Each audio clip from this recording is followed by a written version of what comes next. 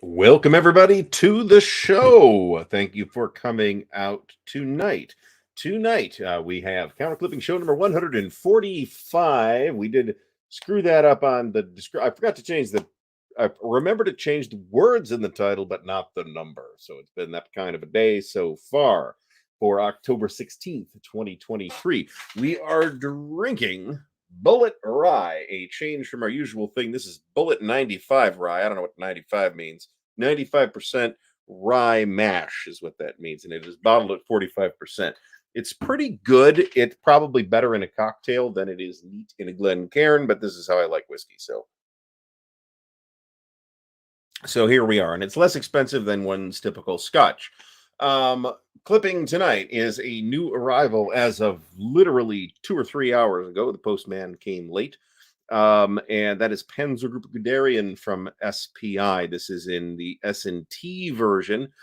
There are reasons to prefer the Avalon Hill version, but I will talk about that in the appropriate video at the appropriate time. In the meantime, tonight we're just going to clip it. Our topic tonight is the value of war games. But before we get started, we've got a variety of the usual other things as well. So for those who have not yet done so, please do thumbs up the video. Please do subscribe to the channel if you'd like to help support the channel.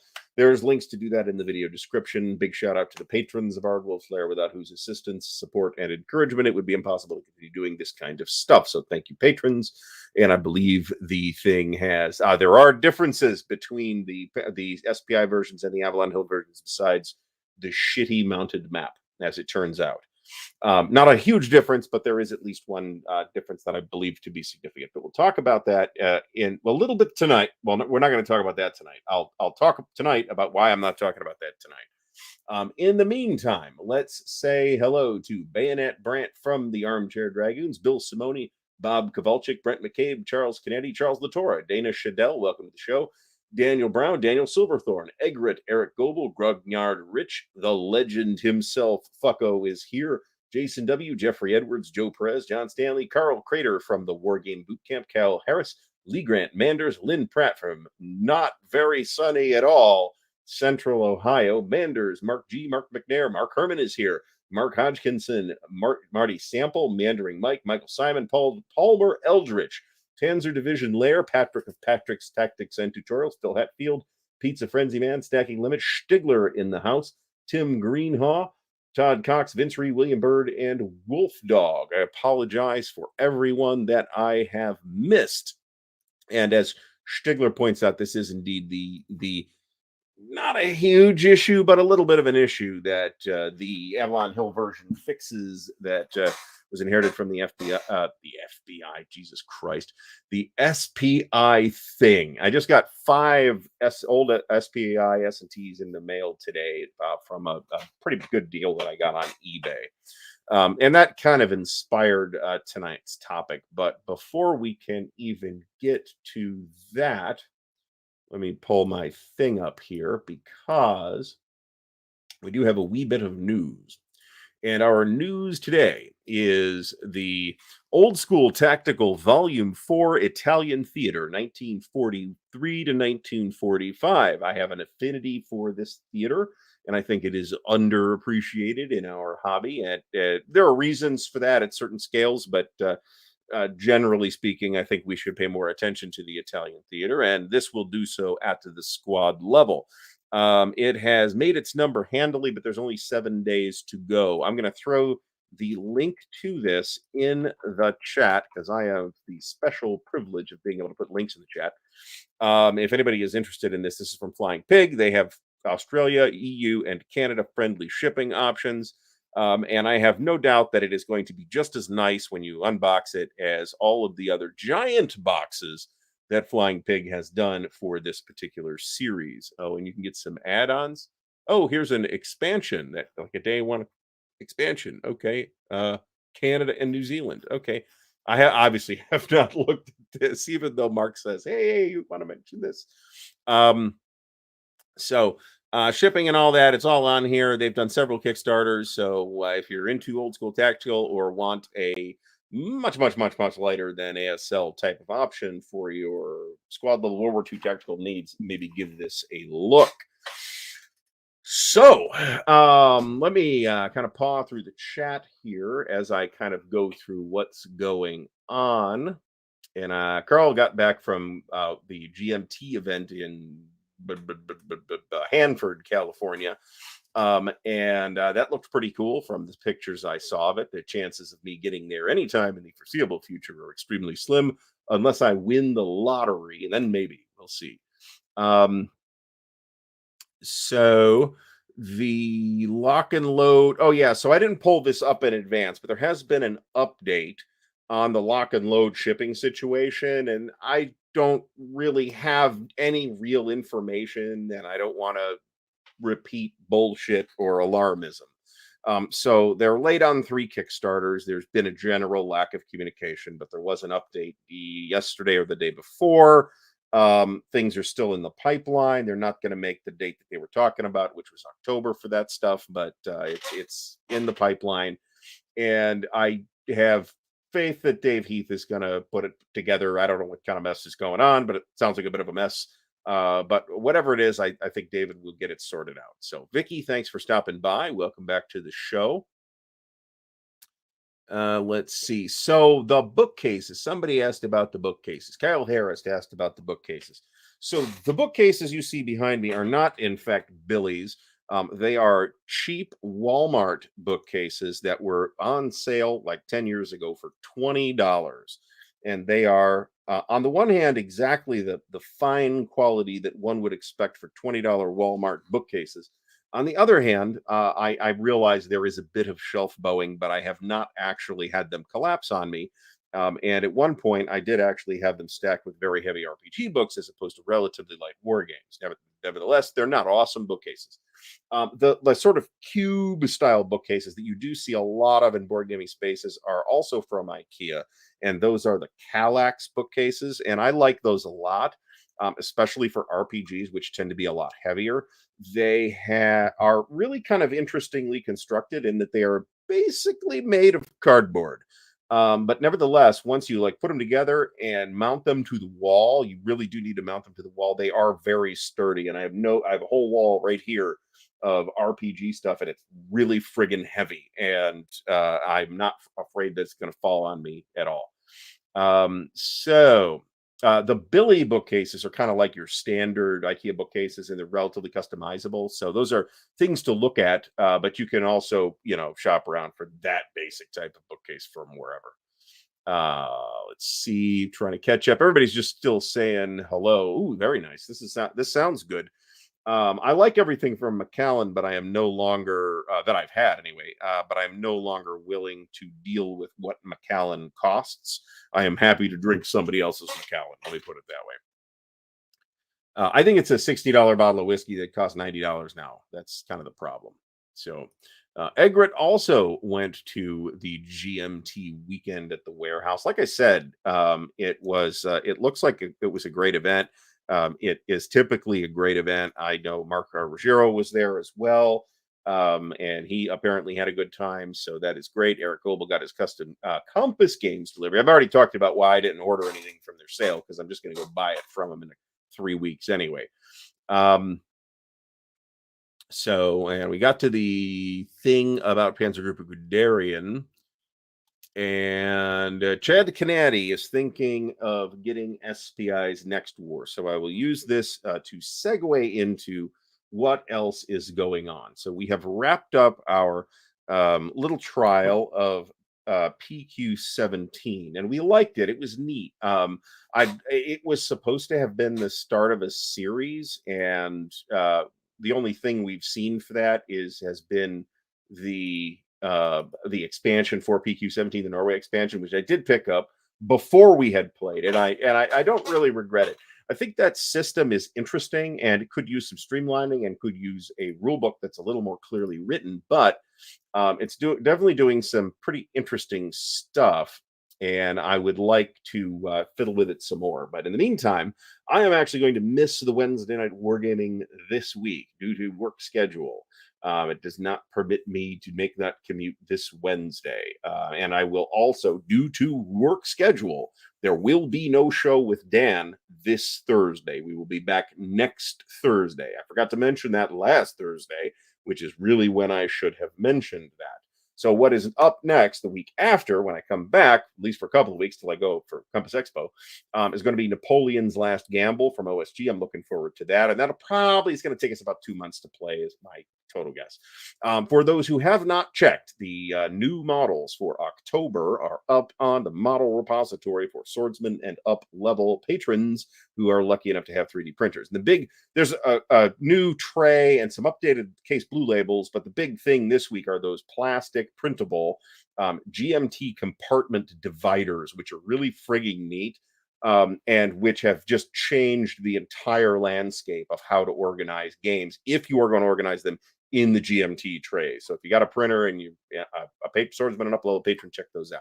There's a couple different. There's like 4 different ones. I think the regular 2 and 3 compartment dividers will be the most useful by a lot. Incoming stuff I've already mentioned. I've got some more stuff coming, including Mark's game Gulf Strike, which I got for a very good price on eBay as well. Well, a good price, not a very good price, but it's the one that you'd want, which is the 3rd edition with the Desert Storm stuff and the 2nd edition update and all that stuff. And it's unpunched and it's pretty nice. I have another thing coming up, which I will reveal in a moment. But the thing that is on the table here in the game room behind me is Frederick the Great. Up until yesterday, Russian campaign was on the table as well. We have finished Russian campaigns. I finally got that out of the way after friggin' decades. So, and I did the Compass one rather than the somewhat fancier and more complete GMT 5th edition for reasons I'll talk about in the video. So let's talk about the Wargames for very briefly, and this is the teaser that you folks get. Okay, so I decided to do this Wargames Unearthed thing, and we started off with Next War, and that went super well. The reception to it was extremely positive. So we are going to continue doing that kind of thing, and we're going to in future episodes we're going to take a look at whichever mechanics or features or whatever are actually interesting about those games. And the next one I will tell you, because the video is uploaded and will be out next week, is in fact Russian campaign. I don't have the Jedco version, so we are just using the closest I had to the Jedco version, which is the Compass version. So these are the title cards that I have made. I promise no specific order. I promise no specific timetable, but I do have all of these games except for one that I will point out when it comes up. So we're going to blow through these, and it is just going to be a quick preview for the folks who are kind enough to show up tonight of what's coming along in the next several months. That is the time frame that we're looking at. Now the benchmark here is A, it's got to have something interesting in it that I want to talk about. And B, it has to be at least 40 years old. It may be a new edition in a couple, although none of the ones you'll see here are new editions. In most cases, they're going to be actual old games that have not been reprinted or have been reprinted in fairly dramatically different shape. So we started out with Next War. Got to go over to the actual slide here. We started out with Next War. Frederick the Great, I've already told you, is on the table. That's Frank Davis's game. It's considered a classic. So we are. I've set it up and I haven't touched it since then. But it's been like 2 days, so I will be getting to that at some point this week. Also in the works, and this is the one that's incoming. I got a cherry deal on a pretty nice looking copy of this. I've played this already, so I don't have to stumble around in the dark talking about it. And there are a number of very interesting features to War Between the States, and I'm hoping that will show up by the end of the week. Would be great, but I'm not counting on that because it is coming from the land of Canada. So our thoughts and prayers on that. Victory Games Civil War. Now, I had 2 copies of this. I think I gave one of them to Fucko, and I had another one, and I have no friggin' clue what happened to it, but it's gone. So I bought it again. This is the Victory Games Classic. We're going to take a look at this too. This is super influential, very important game. And I just literally, I'm sitting here, blah, blah, blah, blah, blah, thought of another thing that should be on the list, but isn't.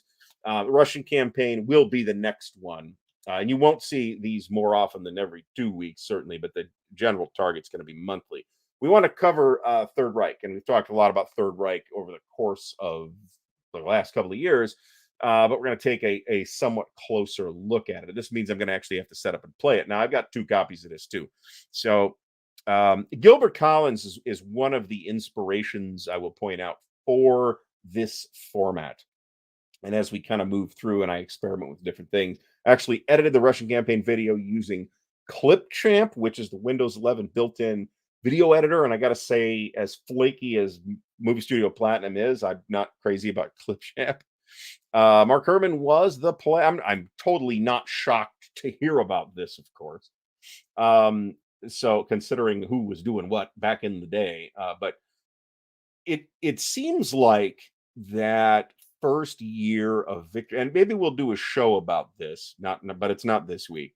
It seems like that first year of Victory Games was really kind of remarkable. And that might be something that we take a look at in a future show. But Civil War is a fabulous game, and everybody should have a copy. And I may have gotten rid of it. I don't remember doing this. I may have gotten rid of it thinking that Compass is going to redo it, and I'll just buy the new one. And I don't know where the hell that's at. So I bought the old one. So if I hate the counters that much, and I'm not crazy about the counters, they're 1983 counters. What are you going to do?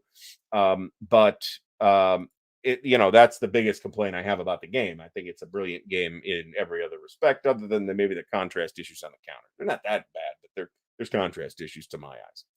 And as Mark points out, yeah, this is a lot of stuff. Plus NATO, Bruce Maxwell's original NATO, Gulf Strike, Civil War, Hell's Highway, and Ambush. Man, that's a very nice debut year. Let me put it this way. So yeah, I keep clicking on the wrong thing. Okay, so Russian campaign, Third Reich, La Grande Armée. I picked this up last year, I think, and it was one of my games to get on a table this year at some point, and I'm not sure it's going to make this year, but it will make next year if it doesn't make this year. So, and I've got to sort these counters upside down because NATO came later. I thought NATO was pretty early, actually. Maybe that was something Bruce told me that I misunderstood. That's always possible. Fire in the East. This is probably hitting a table sometime in 2024 or 2025. So we will be poised to talk about it. And into 2024, this will be 40 years old, so it will qualify. Panzer Group Guderian, which we got right here, fascinating and influential game.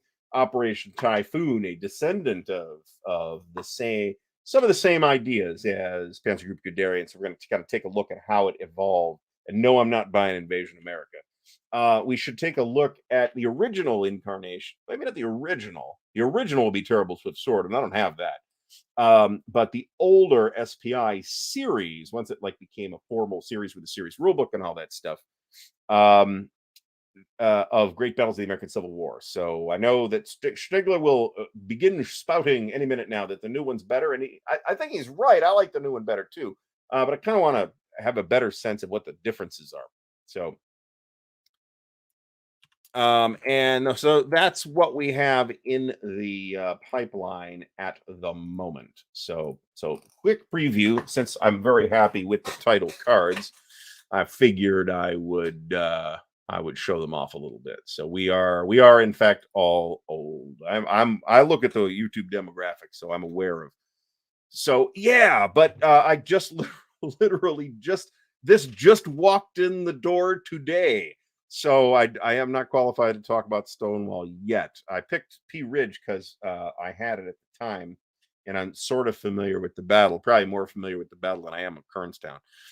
So I think we'll do P Ridge, but I think that the formally, I mean, Mark's right. How many do I got here? Damn it. The Stonewall's the first one. So, and another thing that came is actually the missing piece to my copy of Sword and Bayonet, which no, not Sword and Bayonet, A Gleam of Bayonets, which was the box. I didn't have a box, so I bought a copy on eBay that had a nice box, but it was missing the maps and some counters. So I will be able to shelve that. Whoops, I'll be able to shelve that properly henceforth. So Stigler says that the new P-Ridge just entered initial production last week. Not yet one of the old TSS games that's been made better by. Well, whenever hey, feel free to rush that into production, Alan. That's all I got to say. So I'll buy it when it comes out. If not, I got the old one at the moment. So anyway, it looks like the chat's hopping and we got plenty of stuff going on. So I wanted to talk about, because I bought a bunch of stuff lately.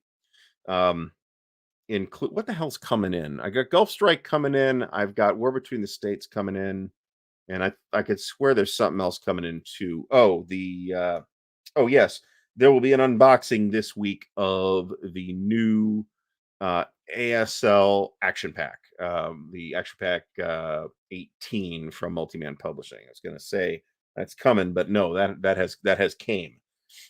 So anyway. Well, there's a thriving development community around GBACW right now, which is great. I'm delighted to hear that. So anyway, so in the sense of I've just spent some money and I got good prices on everything that I bought in this particular round, but that has not always been the case, right? I bought the collectible piece for collectible prices at some point. So the question to explore here tonight is why do we want a game that's collectible in the first place? What is it worth to us, and why is it worth that? Now, I've got a methodology for determining what a war game is worth to me, which will not be of direct use to anybody else, but you can certainly apply this logic. And that, of course, is sort of the hours of enjoyment of exploring the game and the history, divided by the amount of dollars that you spent on it, or however that math happens. So, yes, everybody liked the video. I don't want to constantly say everybody liked the video every 2 minutes, but thank you, Mandering Mike, for mentioning it. And I always appreciate it when people mention this. So,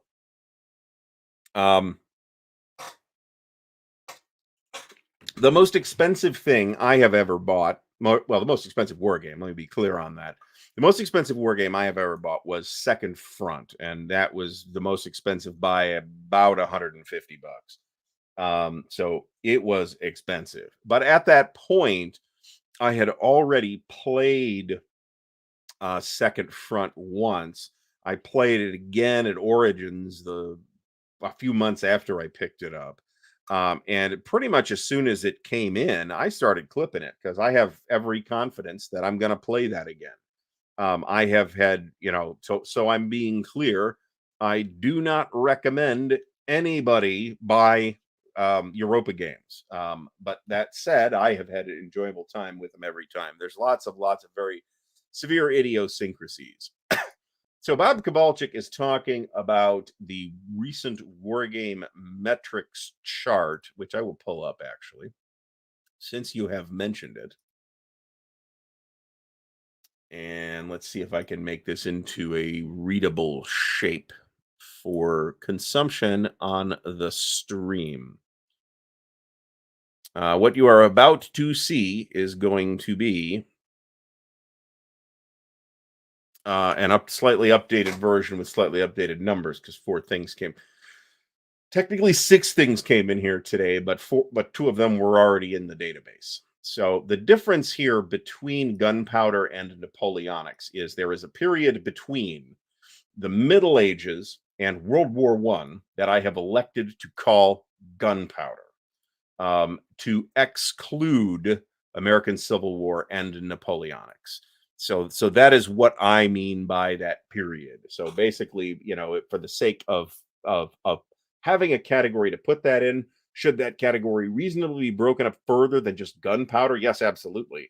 However, and it's 10% all told, and about half of it is American Revolution, which falls into that. And this is reflective more of my what I have and what I am interested in than to rigorously periodize history in any case. So oh well, this is a good buy. So I mean, I have it, so I don't need to make this decision. But I would, to be frank, I have again. It's another one of those things where if I was going to go spend $700 on a copy of Case Blue, I would whine about it because that's really expensive.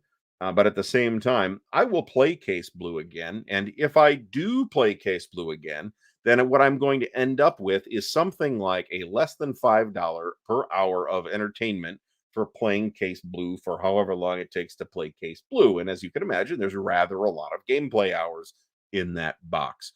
So from that standpoint, even my most hideously expensive purchase of Second Front was totally worth it. The second most expensive thing I ever bought was another Europa game, Scorched Earth. And I think right on the heels of that was actually War in the Pacific. So, why do we buy expensive games? The one abstract game, by the way, is Battle Line, because, well, there is nominally an ancient Greek theme tacked onto it. I don't feel that it is strongly themed enough to warrant putting in any other particular category. And yet it is in the War Games and Wargame adjacent tab.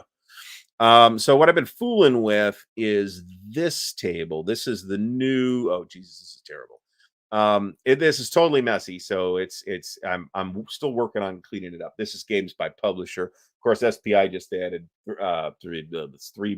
four more games today. So anything that's approaching 10% is going to be, one of the kind of bigger players. And everybody's in here. There's no other category that's just one. So my one flying pig game is the most fearful sacrifice. My one PSC game is Europe Engulfed. That's not what it's even called. Europe Aflame, the David Thompson thing. That might be what the game I'm talking about. My one Victory Point game is We Must Tell the Emperor. My one Amarillo Design Group game is clearly freaking missing because I have two. So I've been pawn through this giant spreadsheet of stuff, and clearly it needs some more work. So let's get rid of this. So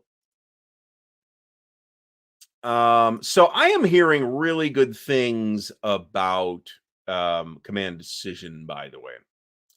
I have no opinion on Hulu. I was getting it for free. It wasn't really free, but it was in a bundle with Disney Plus and ESPN, whatever their thing is, from Verizon. And then we dropped Verizon, so we don't have that anymore. So we just pay for Disney Plus for some reason.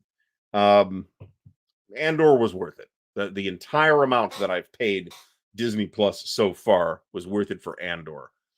Out of print historical ASL historical modules. Now, so here's the thing, right? If you're going to play ASL historical modules, you're going to probably play them with somebody who's got them. That was kind of my thinking of why I stopped buying them and why I will continue to not buy them unless maybe they do another Stalingrad one. Then I might. That I might be tempted by.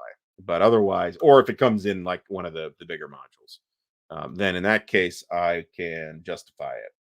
But yeah, they tend to go hideously expensive. Joe Perez asks about Frank Chadwick's Thunder in the East. So I've actually played it, and we were playing with the Wednesday Night Wargamers, and we were bunging it up fairly badly, as we found out later. We were playing it like right as COVID was getting started, so we got, I don't know, 4 sessions in or something like that, and then COVID shut us down for however long that was. So while everybody else was not coming over to Wargame, the fellow whose house we play at kept it set up and kept fooling with it until he figured it out, and he likes it. So I think there's a lot of potential there. I personally am holding off on any further investment or even serious monitoring of what's going on until we are closer to getting more games in the series out. Now, you'll have noticed that in the GMT, that series now lives at GMT. You'll have noticed that almost every month there's an Alan Emmerich update on what they're doing or what's going on or something that is relevant to the development of that series. So it is one to keep an eye on. Gunpowder, according to Meandering Mike, is 1500 about 1795. Yeah, I mean that's fine, but I don't have a lot between 1795 and 1914 that isn't Napoleonic or American Civil War, right? So that's why those things got lumped into gunpowder. And what do we call those periods anyway? I mean, you could call it a Renaissance or Age of Reason or something like that, but I don't know. I wasn't super duper comfortable with that nomenclature. And I'll also point out that this is not topic. This is era. I am still populating the topics field, which is obviously more specific. The pie chart I posted a couple of them a few days ago, but it's changed since then because of new data. And which reminds me to make a note here.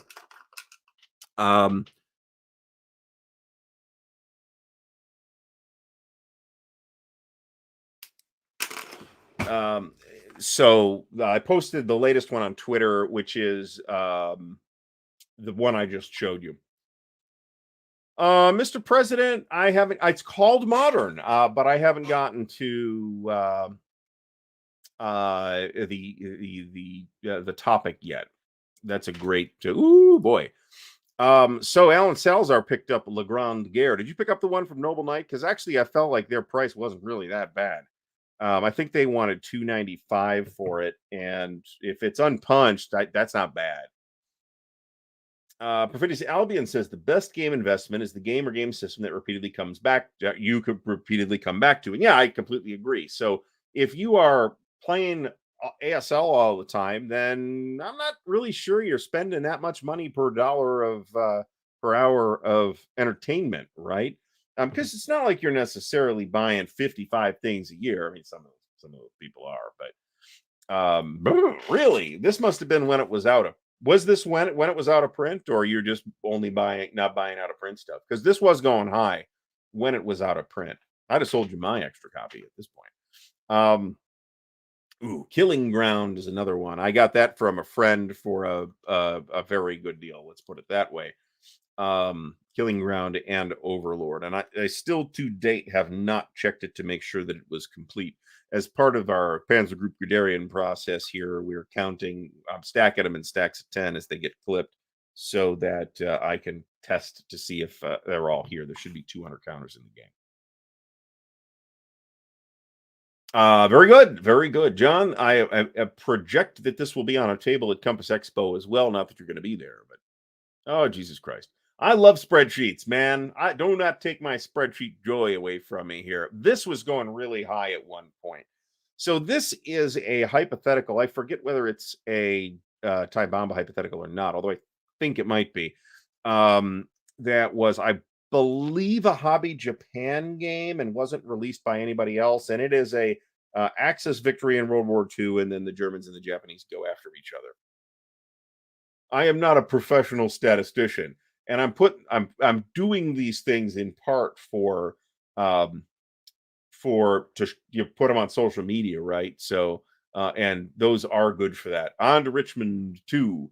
That was fairly expensive. I think it was 160 on the pre-order price. Am I right about that? That's pretty, I mean, that's pretty expensive. But again, I have no questions about whether I will get my money out of that or not. And for 220, is 220 the I think that's the retail price. I think, correct me if I'm wrong about that. Nordic Maelstrom is backing me up on Andor. I think it was really good. I'm very curious to see the second season. It sounds like they were going to have like 5 seasons, and they're going to pack all that into season 2, and then that's going to be it. I'm not sure that's a great idea, but we'll see how it goes. Certainly the first season was amazing. So yeah, I had, oh God. So yeah, these Marshall Enterprises Labatai games on the aftermarket go really, really, really high, like $500+ in many cases high. And you know, you're getting a lot, there's a lot there, right? So if you're going to play them, I think maybe it's okay, but man, it's a lot. Mark McNair has never spent more than $150 on a war game. Boy, I wish that was true. I'll tell you what part of the justification for having this as a topic is to talk about, sometimes we pay too much for this stuff, right? Somebody on eBay is selling, oh, what the hell was it? Something that I just bought for for $30 or less. They're trying to get 300 for it, right?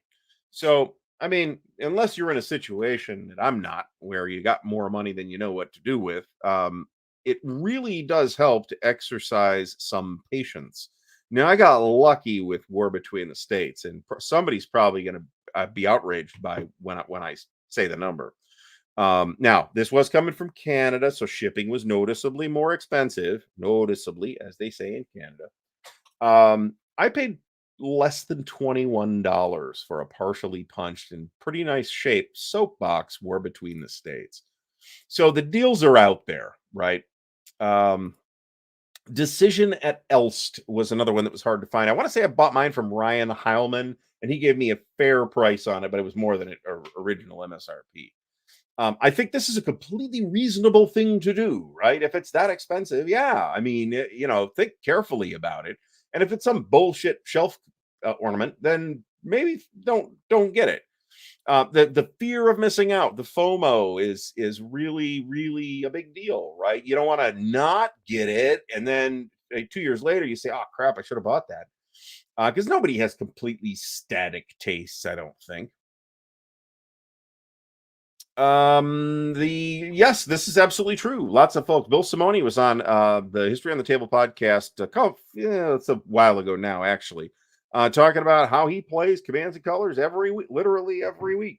And I can see that, right? And there's not really that much to buy. I mean, if you look at like buying all the stuff new, it's fine, but that stuff came out over the span of like 10 years.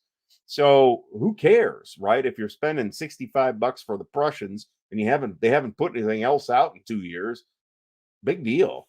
Now, you got to figure that into what else you're spending on other stuff too. But if that's your jam, then go ahead and do that. I mean, I understand the hesitation on high priced games, right? So I do encourage people to think carefully about what they're spending, but also show some patience, because there's an interesting sort of economics at work in the third party market for war games, which is that newer stuff, there's a price expectation that is set by the MSRP, right? And if the game was recent, then that MSRP still makes sense to us. So some OCS Smolensk, I want to say it was about $90 when MSRP when it was released, right? So we're going to see that's probably going for 200 now. I would get I haven't checked because I have it. Um, I probably should have bought a second copy of that, to be honest, because mine's actually getting a little bit beat up. It's been played quite a few times. Um, so we're gonna look at that $200 price and say, hey, this came out like 7 years ago or whatever it was. This seems really expensive to me, because we know what the price was, right? But then the farther back you go and you start looking at these SPI games that was MSRP'd for like $10 or $15, those games have kind of found their natural value point, because our idea of what the original number on the price tag meant has become, thanks to inflation, has kind of become detached from what the number looks like now. Now that for any given game, that doesn't mean the price is going to be low or high, but what it does mean is that more desirable games, regardless really of rarity, are going to go for higher prices. Rarity is a factor, right? I mean, that's one of the reasons why Le Grand Guerre goes really high, is because it was impossible to frigging get. Any of the TSWW, well, not any necessarily, but the bigger TSWW games are definitely going to be very expensive. But they're printing 200 copies of those things too. So Age of Musketry is not a bad name, actually. But then what do you call the adjoining eras, right? Findle70 says, whereas war games were at one time the expensive board games, with the insane chaos giant campaign games, all that plastic, all they started the 300. I don't buy those, so I will take your word for that. But yeah, I mean, you're paying for plastic, right? And I'm not saying I never buy a game with plastic in it, but I've never bought a Kickstarter game that's one of those big monster plastic things. Um, This is not a bad price for Blood Reef Tarwa, if certainly if it is unpunched.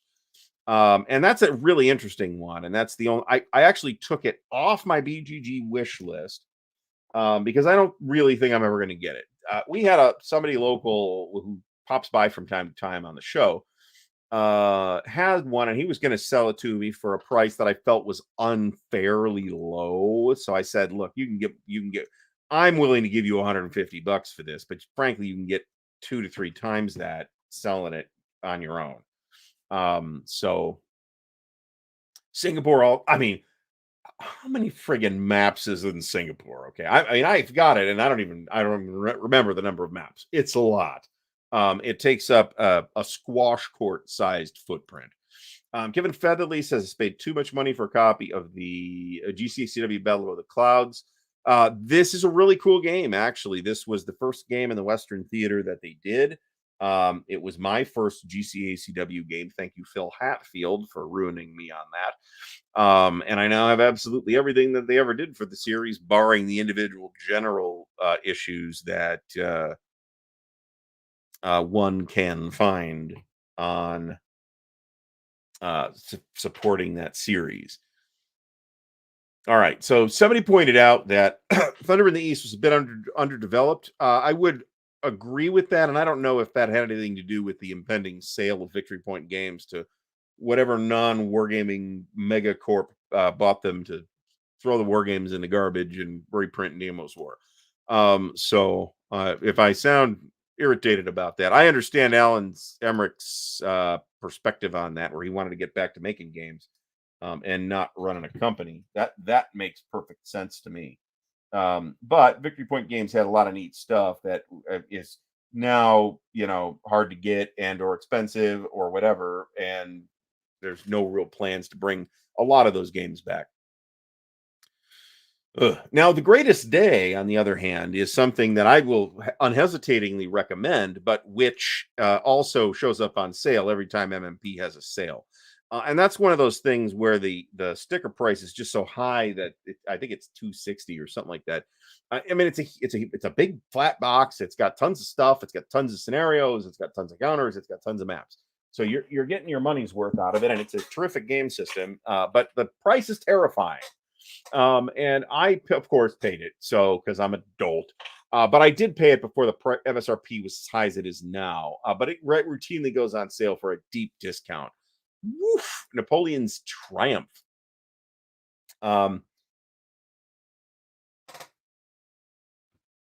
That's the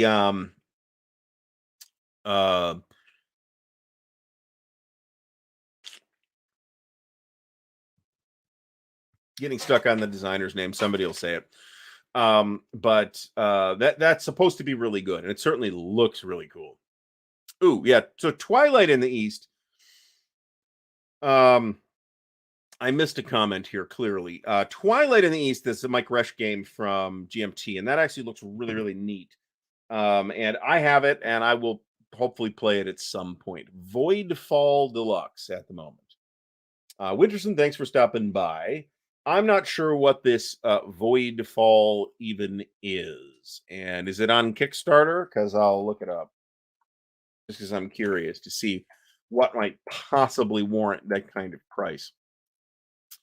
Perfidious Albion says he'd be scored a deal on the Grand Guerre from the publisher at cost. Was this recently? They still have copies? Because okay, special deal. That's kind of what I was afraid of. A few years ago, they had some copies surfaced, I think, in Europe, and you could get it. I have Le Grand Guerre on the wish list too, but frankly, it's one of those things where I'm doing zero work to acquire it. Meandering Mike points out, it was not Hobby Japan. I was thinking it was Hobby Japan, but it was Ad Technos for Red Sun Black Cross. Cool cover, as I recall. Well, you're going to be able to get the brand new shiny 3-Dog at a ridiculously low price when it comes out, because that's crazy. Oof. I same friend that I got Killing Run and Overlord from is where I got my copy of On to Richmond, and I knew the new one was coming even when I got it. But at that point, I was so invested in GCACW that I was like, yeah, at this point, I kind of want the whole series. So just screw it. I'm just gonna get it. Vakdem Ryan punched. So in general, just as a note, so Kyle Harris, just so you know, they walk the counters back. If the counters you don't like are the ones in Battle of the Clouds or the first printing of Stonewall Jackson's Way 2, they went back to a slightly less unpopular format for the counters, if that helps. Peter Sheaf asks if Vakdem Ryan punched. So I assume we're talking about the SPI Vakdem Ryan. That's actually on my list as well. And of course, I want it in the soapbox rather than the flat. In general, it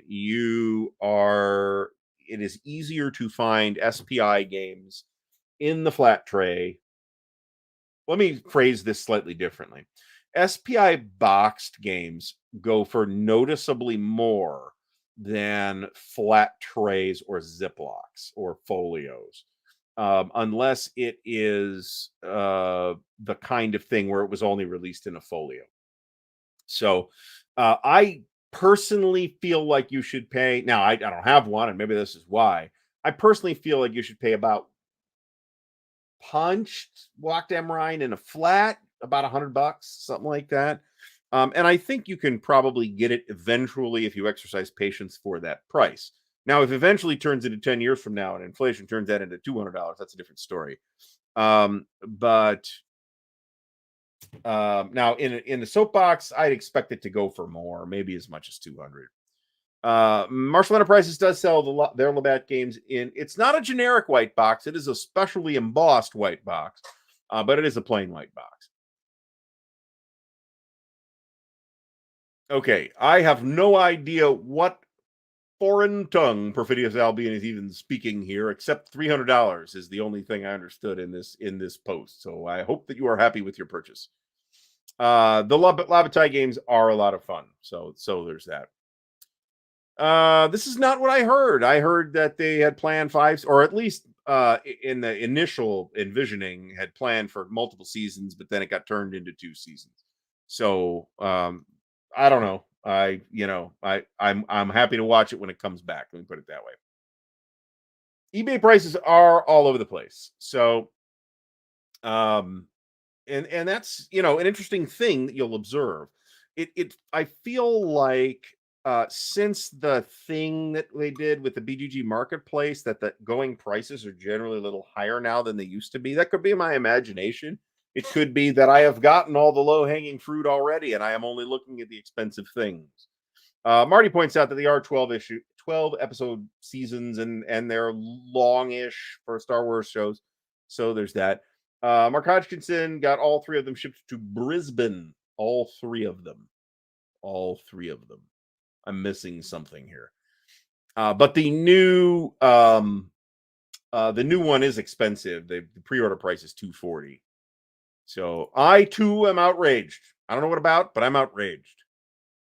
I did a whole video about this. It's not as big a deal as it sounds like it is. You just pick one. Pick the one that you like or think that you'll like and play that and you're fine. And you can download any of them that you want.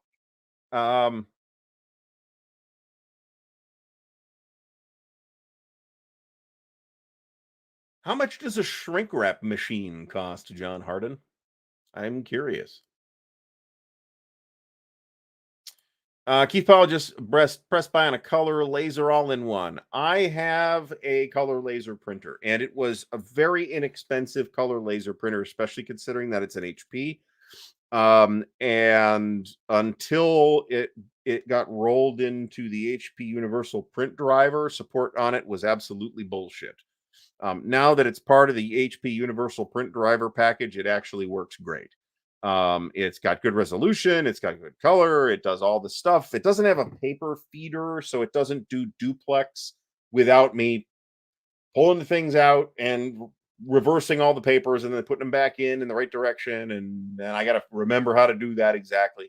But other than that, it does everything that I needed to do. Mark McNair got 2 copies of Campaign for North Africa for a song before the prices went sky high. Hey, I don't blame you, right? If I had something that I just knew I wasn't going to play and it was going to go for $1,000 potentially, shit, I'd probably think about selling it too. I do not. So I'm closing in on 500, which is, I mean, a good chunk of them are magazine games. So don't get me wrong. But I'm not sure this makes sense, John. See, Mark Herman only buys games that he will play. I agree with this philosophy, and I wish I adhered to it more often. In principle, this is my guiding principle, right? But at the same time, um, I'm at the point where I'm now buying games kind of out of interest to check them out. Particularly if I could get S&Ts for $10. And I think the most expensive of the S&Ts was Panzer Group Guderian, which is ironically the punched one. And it was, I think, $22 or $23 or something like that. Oh, I vaguely remember this. I did not buy into any of this stuff. I did buy Hero Clicks when that was first out. I want to say it was the Marvel version, but and I managed to give the figures away. To some extent, I, I don't want to deal with this hassle of selling stuff, right? This is why you haven't seen a sale video in a couple of years. Because I could turn some games around, but it's a hassle. So yes, I agree with this completely, Todd Cox.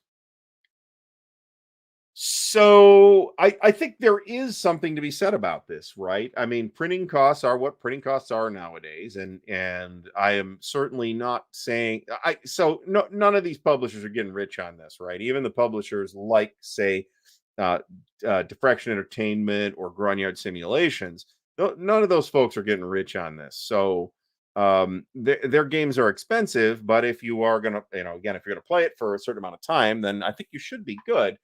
But an expensive new game is that the variables determining the value might be different, right? Rarity is going to be a consideration. Now that's potentially a consideration for a new game too. When you were talking about something like from Thin Red Line, where they've made 200 of them, and haha, you lost. But condition is going to be a consideration too, right? If you insist on having something in good condition, I don't necessarily demand good condition, but I want it to be I want A to be a price I'm comfortable paying, which is sometimes true, and I want it to be in verifiable condition so I can make sure that it's all there, and that's why I prefer unpunched games over punched games, not because I'm going to keep them unpunched, but because I can say, huh, counter sheet, here it is. Boom, we're done. It's complete. I'm a happy guy. As opposed to sitting here counting 200 counters for Panzer Group Guderian, right? Now, this was also the price I wanted to pay for Panzer Group Guderian. An Avalon Hill copy tends to go well north of $50, and I was much more comfortable paying 22 for a Punch magazine copy. And the magazine copy will store more easily too. Cal Harris says that On Richmond 2 is really a 3-in-1, 3 games in one, and that's absolutely right.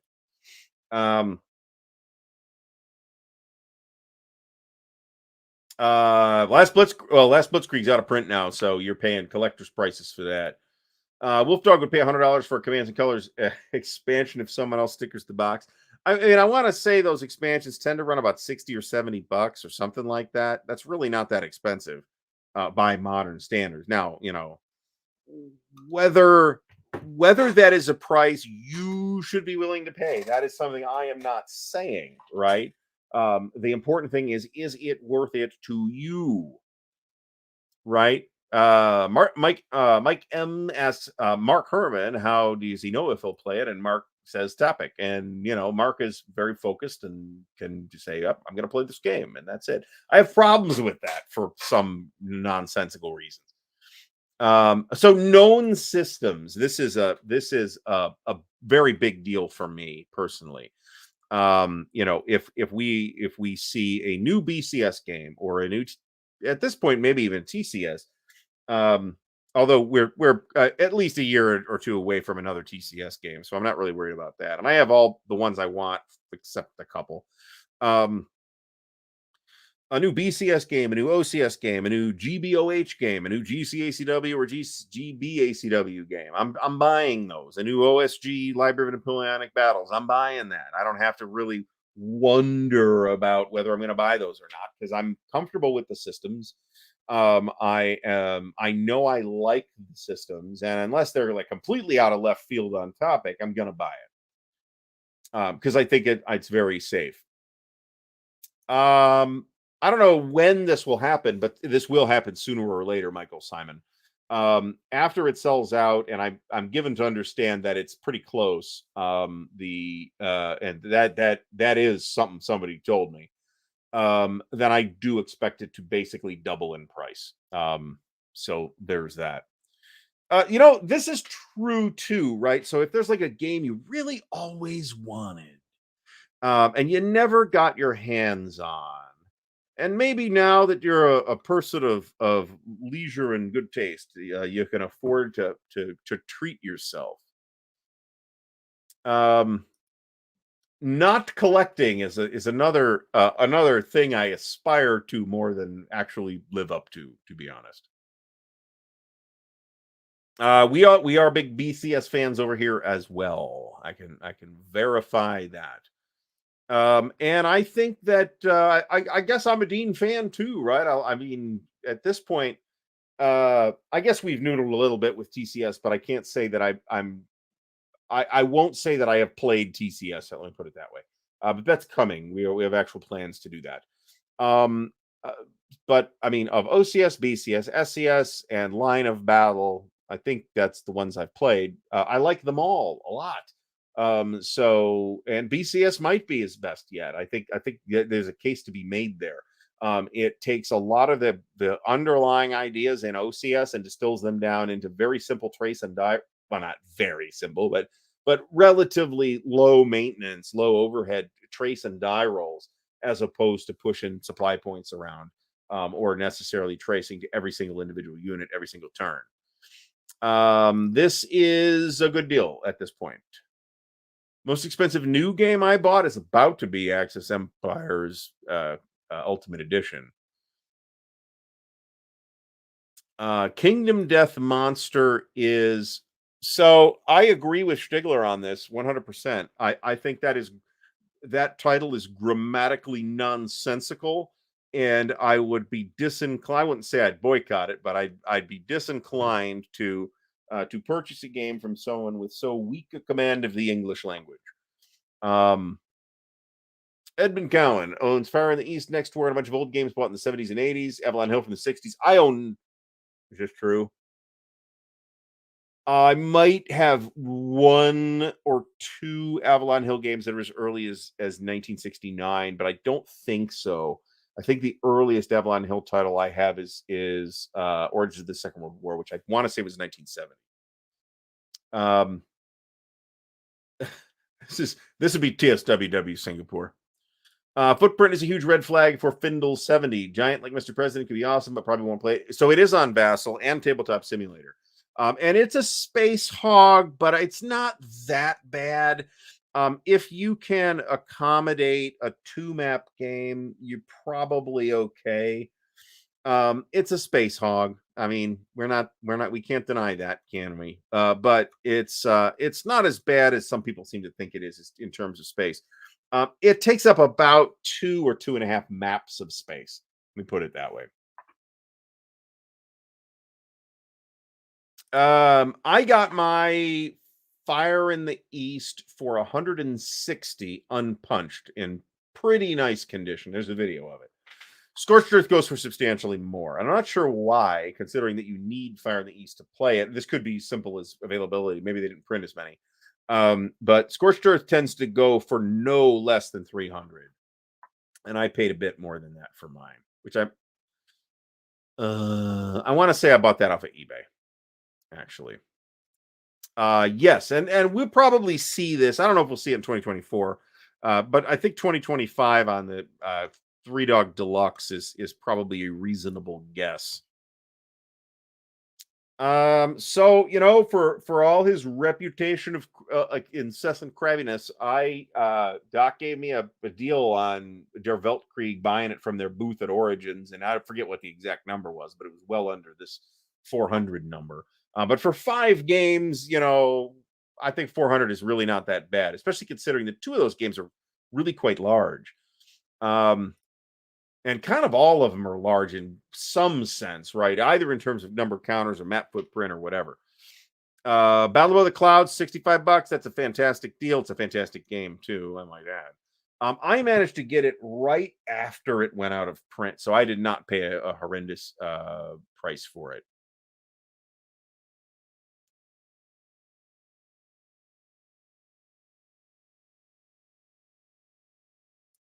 Frank Davis buys game changer games that influence future designers: Mozart, Beethoven, Butterfield, etc. So Mark Herman is here, Frank. So just FYI, you didn't add Mark to that. But sure, this makes sense, right? If I mean this is frankly my motivation for buying Panzer Group Guderian. If Because I think it's such an important game, I want to check it out. More so than I think it's a game that I'm going to get a crap ton of play out of. I doubt that very much. If nothing else, I can, there are numerous other games that are more modern games, but this is like a key cornerstone of the hobby, man. So I felt justified, and I also got it for a pretty good price. The All right. So Stigler says no way, no game ever made is worth north of $400. And for if Stigler, you might be right for you. Joe Perez says that Victory Point Games Solitaire Barbarossa was this the I don't remember this at all. Says that it was one of the best gaming experiences he's ever had. Surprised it never got a premium redo. And at this point, who the hell knows what's going on with the Victory Point Games titles? Maybe Worthington can do that. They do nice jobs. Marty Sample says Rachel Simmons on Napoleon's Triumph, and he is of course absolutely correct. That is a Rachel Simmons game, and I had brain cramped on it because I've had SPI in the head for the last couple of weeks. I'm hoping that my wife knows that I've got a lot of money in games and that they should be sold off individually. Third Winter was expensive, but it's also big, and I got my money out of Third Winter before I bought Third Winter. Let me put it that way. Yeah, there you go. King Philip's War. Interesting looking game, actually. Thomas Prowl. Thomas, thanks for stopping by. We are looking forward over here to Axis Empire's Ultimate Edition. My wallet is not looking forward to it. That bank account is not looking forward to it. But I am looking forward to its imminent arrival. He is waiting for OSG to reprint The Coming Storm. That was one that I managed to get, I think, on the Facebook Constant Marketplace for a pretty good price. But I mean, it wasn't $40 or anything like that. It was north of $100. And I really feel like The Coming Storm. So interesting thing here. So I really feel like The Coming Storm is kind of a key piece in the Library of Napoleonic Battles, right? Which is an attempt to kind of do all the Napoleonic battles, right? Or at least all the ones that are interesting. It's got Eylau in it. It's got Friedland in it. It's got Gleeman, I think, maybe. And it's got Asper Nestling, and not Asper Nestling, but Jan Auerstadt. So I mean, this is a really cool and important thing. So I really wanted it, and I did get it. But interestingly, when it arrived, it was in the original box, and I managed to get a replacement box from Kevin Zucker, and so I got it in the new fancy box. Interestingly, whoever had owned it previously had reinforced the box by gluing another very slightly smaller box inside the box. And I'm not sure, there was like nothing wrong with the box, and I'm not sure what was going on with that. And yes, it's a really cool game. No, 1809, that's the last success that has the 1809 Danube battles in it. So we're way behind on the chat again. I apologize. If there's a super chat or a super sticker in there, I will get to you, I promise. Sean Sullivan bought a complete Whiff Classic, even though it had a 1995 edition with a 1997 update on the first edition. Yeah, I mean, the new one's really nice. So, and I do think it's a good consolidation of World in Flames. I prefer not to. I prefer an unpunched game for the reasons I talked about. That's more a concern about, how much time it's going to take me to figure out whether I got everything or not than it is that I insist that it be in pristine condition, because at least notionally I pick these things up to play. So I'd rather I clip them though. I mean, if somebody has meticulously clipped it with an organ laminations clipper, I don't mind so much. But if they turned them into tiny stop signs, I got a problem with that. Wolf Dog sold Vokdam Rhine tray 3 years ago for $100. That, I mean, that ain't bad. Most expensive war games sold in terms of yeah, I'd say top 5. I mean, it's 500 plus, and even most of the new really expensive stuff from say Diffraction doesn't cost quite that much, or is right in that neighborhood. So I'd say Case Blue is in that neighborhood. Perfidious Albion says, depending on the size of your collection, it can take a lot of work listing and selling off your games. Tried selling 20 games 15 years back, and it was a project. Shudder at unloading 700 games. Yeah, last time I had a really big sale, man, it was like a full-time job. It took for like 2 weeks. It took like 40 hours, and I fortunately didn't have another job at that point, so it was okay. Fabrizio Vianello is here. Thanks, Fabrizio, for stopping by. And I'm also eagerly anticipating The Fate of All. When is it coming out? Hopefully it'll be this year. 2 games, 150 each. I guess it's not that bad, but there is a new edition of that should be coming at some point. This is very hard to get, this Finnish trilogy. This is very hard to get, and really 385 for the 3 of them. Or is that just 385 for game number 2? That seems high, but they go pretty high.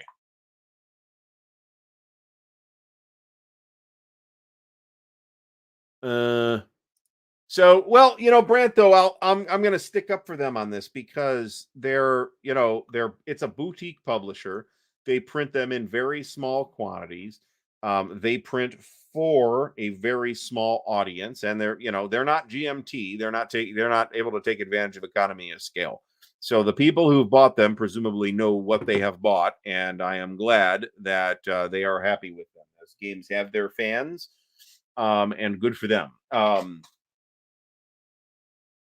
First 2 line of battle games. Oh, geez, this seems naive now.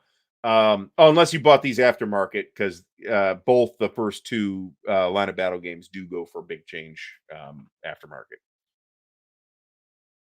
All right, Rollo Baker, welcome back to the show. A few years ago, brought Drangnok Austin and Unentschieden. Yeah, I understand that. I went for it when the time came for me to buy those. I went for Fire in the East and Scorched Earth as the more mature versions, with nicer maps and counters as well. Although the counters in the original aren't too bad.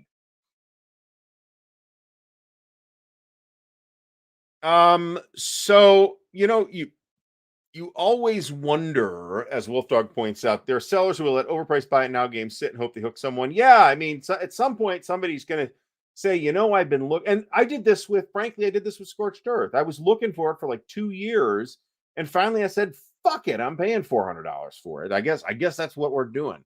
So, that's what happened.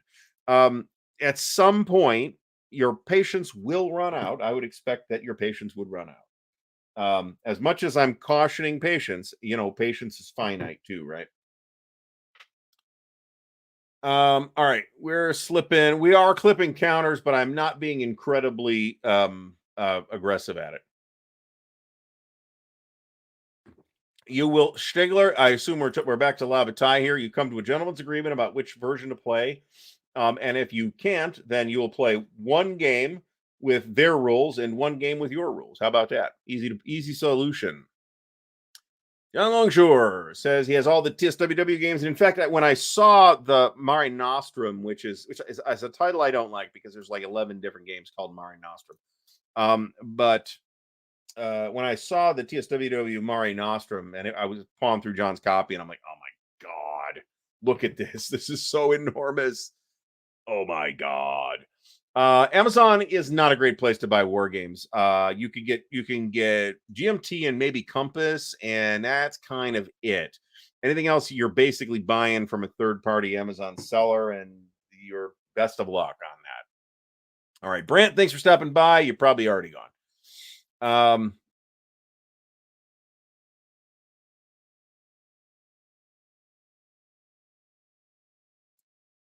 Oh, this is interesting, actually. Mark says that Richard Berg was very excited when Campaign for North Africa showed up on The Big Bang Theory, and that absolutely has had an impact on the price of Campaign for North Africa. It wasn't cheap before, and it's less cheap now. Let's put it that way. John C asks if MMP has a sale. Do you think they'll sell GCACW games like onto Richmond? No, I don't. You'll notice that when MMP has a sale, that they typically don't put unlike GMT, they don't put the whole company on sale. They put select stuff on sale, and I'm not sure that they have ever put a GCACW title on sale. You might get a skirmisher for a discount, but I don't think you'll get a box game for a discount because they know they're going to sell out relatively quickly. I have occasionally seen OCS games on sale, Korea in particular.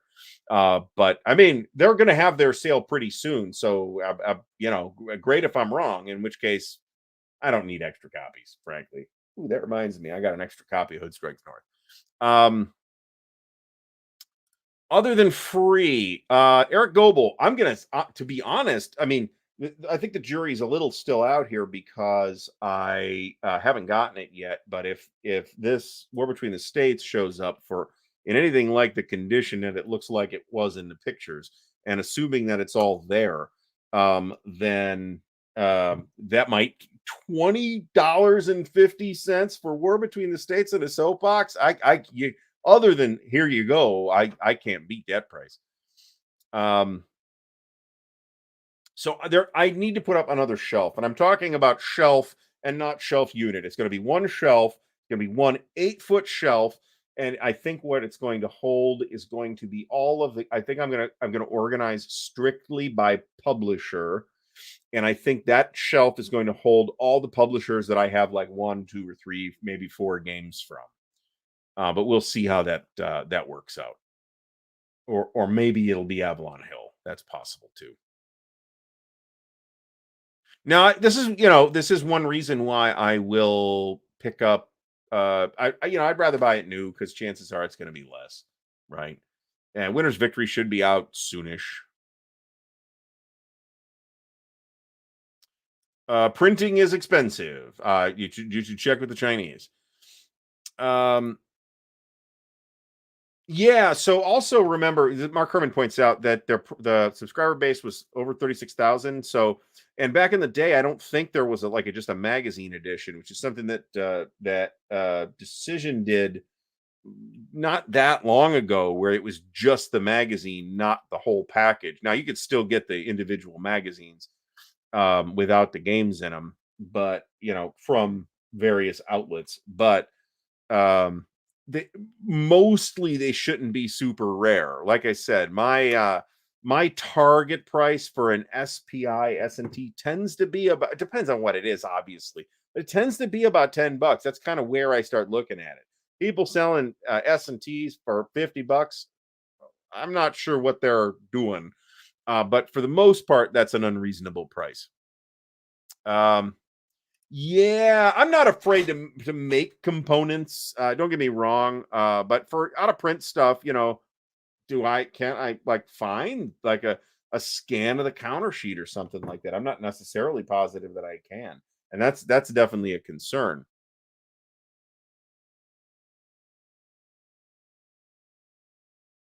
And Professor Salvin says with a color copy, I'm not going to use foam core for that. I got cardboard. Fuck, do I got cardboard? Um, I've got cardboard, the kind of the right kind of cardboard, and you can go to an art store and get the right kind of cardboard depending on the kind of counters you want to make. The hardest part of it is just getting the fronts and the backs lined up. That's the hardest part of it. Although that's the hardest part of it, that's not the most tedious part. The most tedious part is cutting them out, unless you got your own die cutter. So I knew that on Richmond 2 was going to hit the table, so that was not a question. I'm really trying to speed through the chat here. All right. Neil Bedke mentions that SF3D is a Japanese war game like Panzerblitz style of World War IV fought in Australia with German-backed world government versus the Allies. This sounds like not my bag. So, ooh, yeah. So there was a copy of The Frank Chadwick Civil War point-to-point game. For some reason, I'm struggling with remembering the name of this friggin' thing. Um, the yeah, I'm drawing a blank on the name, but everybody knows the game I'm talking about. There was a copy of that on the flea market table at Compass Expo last year, and I'm like, "Ooh, I think about buying this." And then I opened it up to look at it, and the counters had all just been dumped in the box style. And I'm like, okay, nope, we're not doing that. I'm not doing that. Empires in Arms is one of the Avalon Hill games that goes for a little more. But I think I got mine for 50 or 60 bucks or something like that. Rebel Fury, it looks really good. I need to order it. Um, so Nick Karp's Vietnam, that's like a seminal game, right? That still has not been I mean, it's not that it hasn't been equaled. It's that nobody's really even tried to equal that game. Fire in the Lake is a very good game, but it's a very different game than Nick Karp's Vietnam. Very happy to see that GMT redid that in a very nice new edition. There's an unboxing video of that if you want to watch that. And I don't know what happened to I might have given my Victory Games Vietnam to Fucko too, but I could swear I had 2 copies of that too. So clearly I got rid of a couple of those, and I'm not sure what happened to them. So it'd be interesting to go. Now, to me, it'd be interesting to go back to Terrible Swift Sword, the original Terrible Swift Sword, and examine it from a standpoint of mechanical evolution of the series. To kind of step through the multiple games in the series, maybe not everyone, but to step through multiple games in the series and see how it changed from TSS to Stonewall to Bloody April and so forth.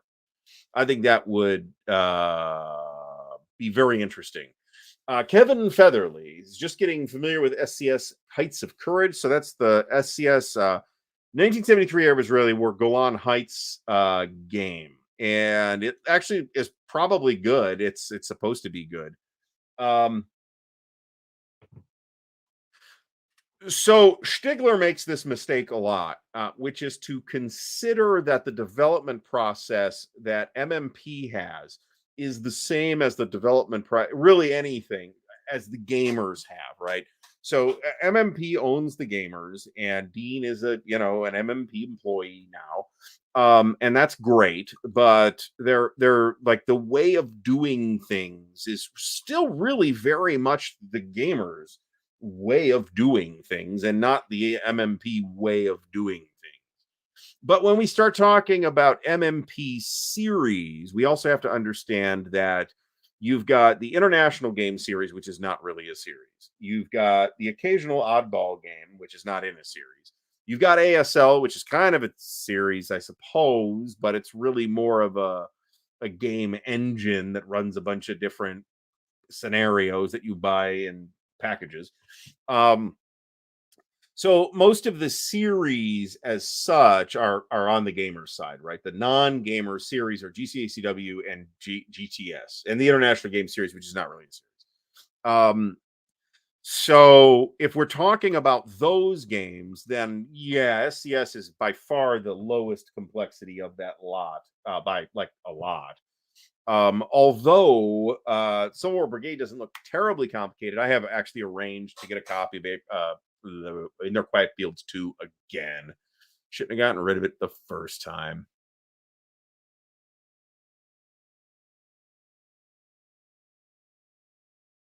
Oh, that's not bad. And you know what? I've seen prices on Art of Siege actually seem to have gone down somewhat in the past couple of years.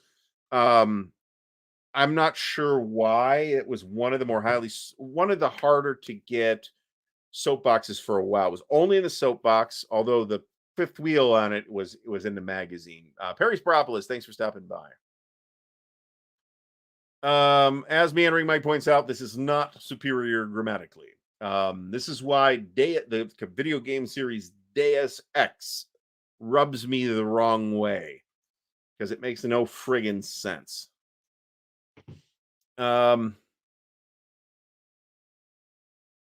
This is plot. I don't know if this is the case. I probably know who I can ask. But I don't know if this was the case or not, if there were fewer copies of Scorched Earth printed. I feel like there were two different printings of Scorched Earth because I've seen like some versions that have like regular size counter sheets and some versions that have larger counter sheets, and that screams different printing to me. Never paid $300 for an Ottoman. Ooh. Hofgap is relatively rare. It's relatively hard to get, and part of that seems to be that it's only in the box. And SPI stuff in boxes tends to be harder to find, especially in good shape. I mean, witness my absolutely destroyed box of that's not absolutely destroyed, but it's not a great box. Okay, of War in the Pacific up here. We did a slight rearrangement on here. I don't know if anybody noticed. I like OCS a lot too. So, any updates on Wilderness 1864 for GB ACW and release date? That's in playtesting. I can tell you that. Stigler may have already said. Alan Salazar really wanted SPI's 1812 and just got a copy on eBay because he had to have it. It's a very interesting game, though. I'm not sure it is a Dunnigan design, thinking about it. I thought I might be wrong about this, and now I'm going to look stupid. SPI's 1812 is John Young. Phil Orbanes Sr. and John Young are the credited designers on BGG. That said, it's super interesting, right? 250 euros is a lot of scratch. But I mean, I don't know what the aftermarket landscape looks like in Europe for games printed in the US in the 70s, right? So that you guys had to pay more should not surprise me in any way. I actually found that once you actually just said we're playing this set of rules, once you just decided that, it wasn't hard to learn. Particularly the Premier rules are easy. The Marie Louise rules are almost as easy. You can get complicated if you want. So with the regs, if you wish to do so. Oh, very nice, very nice. So this means that everybody else's copies are probably a little ways off yet, but probably not too far off. Doc said end of by the end of the month. So 1809 is a really interesting Zucker design out of Victory Games that I want to get to the table at some point, very badly at some point. Oh, nice, nice. Mark has a copy of Mark. I thought you bought it. You got him to play though. It's unpunched. 1809. I mean, there's a lot of games with 1809 in the title. When I say 1809, I do in fact mean the Victory Games, Kevin Zucker, Campaigns of Napoleon, 1809. Nothing wrong with playing games on Vassal. Nothing wrong with playing games on Vassal at all. And if that means you don't have to punch your copy, cool. Let's save you time. Yes, you. So on the one hand, John, if you and we, I think we've talked about this. If I mean, there's so many problems with Europa, right? It really does provide a unique experience that's not readily duplicated elsewhere. But man, it's really clunky nowadays. And when we play it, we're going to play Fire of the East at some point in the not terribly distant future. I will whine about it incessantly. There you go. eBay game with no offers, offer half and they'll settle. Yeah. I mean, I've had somebody was selling a Decision War between the states, which I had stupidly got rid of. They wanted, I think, 200 for it, and I offered them 125, and they told me they just said no. There was no communication there. But then they lowered their price. So, and then I didn't get in on the lowered price. But it was still more than I was willing to pay for it. So word on this, John Stanley, is that they do expect No Turning Back, Battle of the Wilderness for Line of Battle to go on pre-order this year. Now, I don't know if MMP's fiscal year officially ends like 2 weeks after Winter Offensive, but it sometimes does seem like it because sometimes this stuff does get kind of rolled over. The next thing in the pipeline for MMP ought to be Crimea, I think. All right. US Civil War for $40 is terrific. Terrific. A great game too. I'm not sure I remember this. Was it on sale for a few weeks? That's great. Great. Glad you bought it. Terrific game. I thought it was free actually, or maybe there was like a version of it that they were giving away for free. Wasn't it part of the 3 doorways to adventure or whatever it was? And I thought that was a freebie, but if it wasn't free, it was cheap.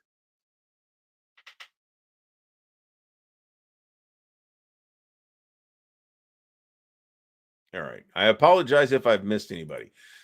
Big Terp asks, where would be the best place to buy old S&T magazines? I'm having good luck with eBay. The 2 places the 3 places I'm checking are eBay, where again you have to exercise patience because you'll find, you'll look something up and I'd like a copy of Scrimmage, and some dickwad who wants $80 for a copy of Scrimmage. Don't pay that. But House Divided is the game I'm thinking of. Thank you, Stacking Limit, if nobody else mentioned it before. Chet Bell 3D prints counters. This is totally doable. Slow, but doable if you have a resin printer. I've tried it and they look like shit. Now, could I fiddle with it to get it to work? Plausibly, but I have not. And a bunch of people are chiming in on that. So best place to buy old S&T magazines. The 3 places I'm checking are the Consim Marketplace on Facebook at the Facebook group. You can also check the Consim World website, but I'm not really monitoring that. So I know you can get deals on there. I bought a couple of things there in the past. In fact, I got my Stonewall Jackson's Way 2 and my Goss Atlantic Wall and Vakdam Rhine from somebody in Consim World. These days, however, I'm checking the Facebook Consim Marketplace, eBay, and the BGG Marketplace. BGG is more useful as a kind of just barometer as to what stuff is, what a reasonable price looks like on some of this stuff.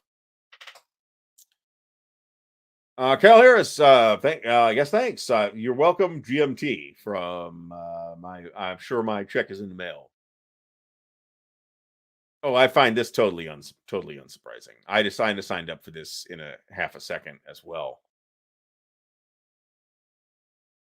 Dave Powell played. Yeah, I didn't see this. I mean, I don't find this particularly surprising, right? It's 1976 or 7.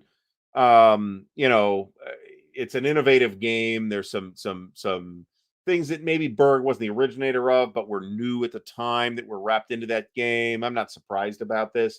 I think if somebody's going to like try to do Gettysburg in that system, I think you're better off with 3 days of Gettysburg, frankly.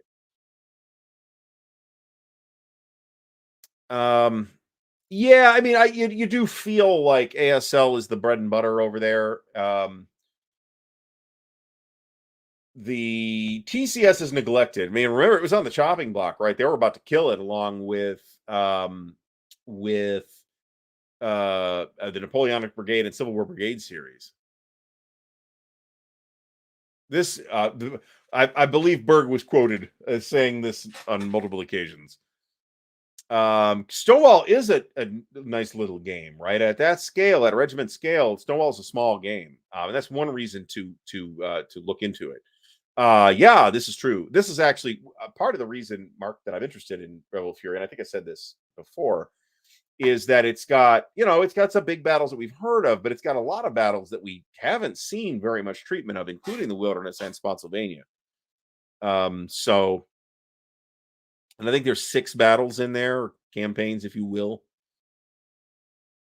So I don't know if this is settled yet, but I'm planning to either do Fatal Alliances or First Winchester from Death Valley in at Compass Expo. Kernstown. Yeah, I think you mean Kernstown. I was gonna say. I have not heard this. I mean, I'm sure people will be delighted to buy these if that proves to be the case. Mo from Mo's Game Table, thanks for stopping by. We are 7 minutes behind on the chat, so I apologize to everybody. Okay. So Mark got Vakdam Ryan when he left SPI and had already played it, so no need to play it again. Fair enough.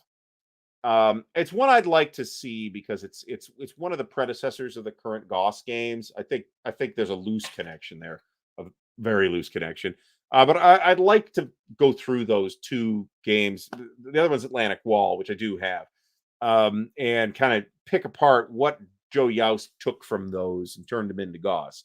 I have the sense that it's not a ton, but I don't have the sense that it's necessarily nothing. Tom MC is complaining that Gettysburg is not on Rally the Troops. I've yet to check out Rally the Troops. I just haven't had the time. I of the two, I like Waterloo better. So Tom MC, we're in disagreement on this, but Western Desert is no, it's still clunky, but it's the density is such that it doesn't feel bad. It feels pretty good to play, right? There's still very clumsy rules in it. Now, some of that clumsiness is inherited clumsiness in the later version, War in the Desert, because there were some pretty fundamental changes made by GRD along the way that made it clunkier. The stacking rule is the obvious example there. The previous stacking rule was much less convoluted. But you still got the Europa armor system, which I think is super duper clumsy. But no, if you go back to a lot of the original games, actually, the original GDW versions of the games, they feel cleaner than the later GRD iterations of those same games. And I say that as somebody who went and got the GRD versions. So, for the most part, you can't get the GRD version of Fire in the East because they didn't do that.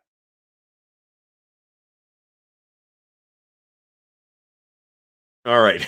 Stegler says I should be paid to take Scrimmage up. If I can get a copy of Scrimmage for $3 or something like that, I'd probably buy it just to look at it. But I mean, it's kind of it's an interesting artifact of the era. Let me put it that way. I was actually going to use, so we're clipping Panzer Group Guderian, okay? And I found that the deluxe clips it cleaner. And I'm going to show you why I'm not sitting here clipping with a deluxe. Because the standard model is basically silent and the deluxe is incredibly loud. So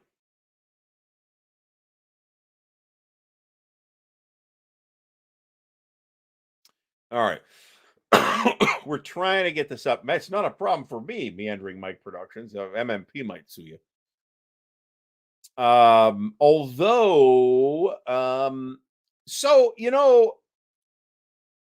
this is going to be one of those. So I'm going to grab something off the shelf because this is an interesting point. Remember that a lot of times SPI, to a great extent, was a very experimental company. Okay. And they did stuff from time to time that were like outside their wheelhouse, and they knew it was outside their wheelhouse. And maybe they did not succeed in doing that thing. But nevertheless, there's really interesting things going on there. Here's another example. Dallas the Television Role-Playing Game, designed by Jim Dunnigan. Okay. This is very easy to look at this and say this is clearly an RPG designed by someone who did not understand RPGs, but who is nevertheless a super duper clever genius game designer. It's really kind of interesting, actually. There's actually some people playing it that are talking about it on Mastodon right now. And obviously they're to not completely bork their modern expectations of what an RPG is supposed to be. They're having to fix some stuff as they go. But nevertheless, I mean, if you look at that and then look at Safe Fiasco, I mean, there's some things that took the rest of RPGs a couple of extra decades to figure out that Jim Dunnigan managed to see in 1980. By the way, this is a great example of be patient on eBay. I got there's a video of this, so watch the video if you want to see the insides. I got this in the shrink wrap, absolutely friggin' pristine, for $10. Okay. Now I know that it is not regarded as an all-time SPI classic. Okay. It is a curiosity, but it's still worth more than, I mean, the average price for this thing is more than $10. So all right, we are almost caught. Let's get some water here. We're almost caught up to the chat. All right. And Meandering Mike says it has interesting mechanisms. Like I said, I'd kind of like to poke at it. Plot to assassinate Hitler. That's one of the ones that just came. And I had it already, but mine was missing pieces. So this way I have a nice copy. So and it'll get boxed stuff that gets boxed with the magazine stuff. So John C asks, how do I like Triumph of Chaos V2? You definitely want it's riddled with errata. Okay. Download the massive errata compendium. I think it's probably, despite the errata, it's probably the best game on the topic. It's probably not, it's not the most innovative game on the topic. That's going to be Russian Civil War, because that's another Jim Dunnigan genius design. But it's probably the best game on the topic. But you're be prepared, you're going to have to fight with it. Tito is another example, actually, and you can get if you pay $6 for a copy of Tito, you have paid more than you needed to pay. But it has a dire reputation, and Thomas is absolutely right about this. There's some interesting things going on in Tito. I got my copy from the junk room at Noble Knight for $1. So Mark says that Dallas sold like hotcakes, but the fans on the show were gobsmacked when they opened it. That's okay. The RPG people were gobsmacked too for completely different reasons. I'd have loved to have seen the feedback cards. I wish we had YouTube around for those feedback cards. Mark, if you could get me those feedback cards, I promise a video feature on that. What the fuck is this? Jason W, thanks for stopping by. Who shot JR? I mean, yeah, remember, this was like, that was a friggin' craze. I remember that. That was an absolute craze at the time. John Carter is another one. There's I actually did a video on John Carter, and you're not going to see that video because I like taking it apart and looking at it, and I'm like, man, this is going to require more study than I'm doing flipping through the pieces. So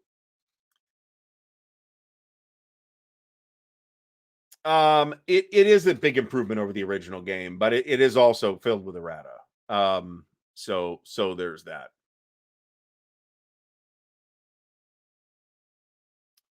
Yes, Stigler, we see what you did there. Oh boy. Mark doesn't have them. I didn't think so. I'm just saying that would be amazing. That would be amazing. Probably that is not I mean, if I'm gonna sum this up in 8 words, 9 words, I think this is as good as better than I can do. But there's a lot going on there. It is multi-level is the interesting thing to me. In that it is really kind of multiple games kind of that fit together sort of. And I'm totally going to actually do something with that at some point. The CCG Red Zone. Nope. No idea what that even is, Eric Goebel.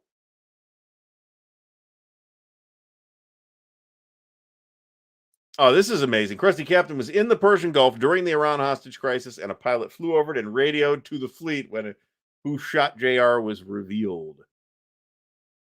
The best version is this version, this version, the V2. That's the one to get, but it's just, be aware there's a lot of errata. You're going to have to fight with that.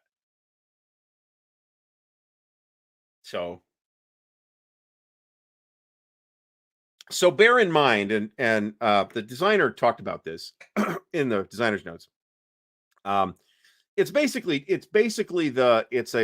a Paths of Glory model CCG, but there's like a lot of extra stuff going on in Triumph of Chaos. There's this huge political matrix, and this was 40 plus years ago. We will forgive you, Alistair, for spoiling this spoiler. I don't know if that's a thing you can watch on streaming now or not. I am reasonably confident that I would not enjoy watching Dallas nowadays. So, Carl, thanks for stopping by. We got about 20 minutes left to go here. And Michael Welker says, John Carter is complex in the way that it has unique stuff. I mean, that's just true. I mean, so a lot of those late period SPI games did read as pretty complex. That's a little bit reductive of a statement to just say, because Freedom of the Galaxy was like that too. If you played like the full Galaxy version of the game, it was reasonably complicated. Maybe, but I'm not looking this up. So there you go. David Doctor is the designer of Trample Chaos.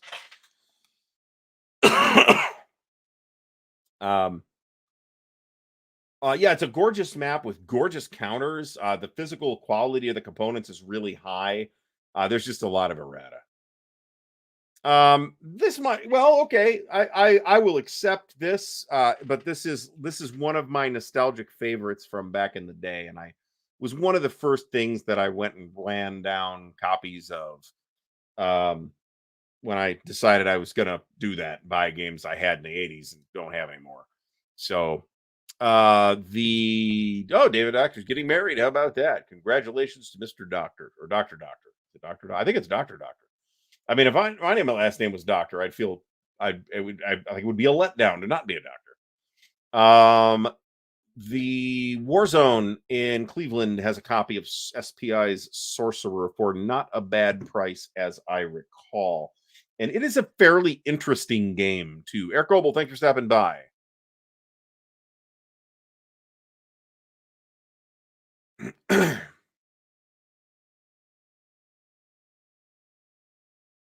So John C mentions that the episodes of Combat with Vic Morrow are available on YouTube.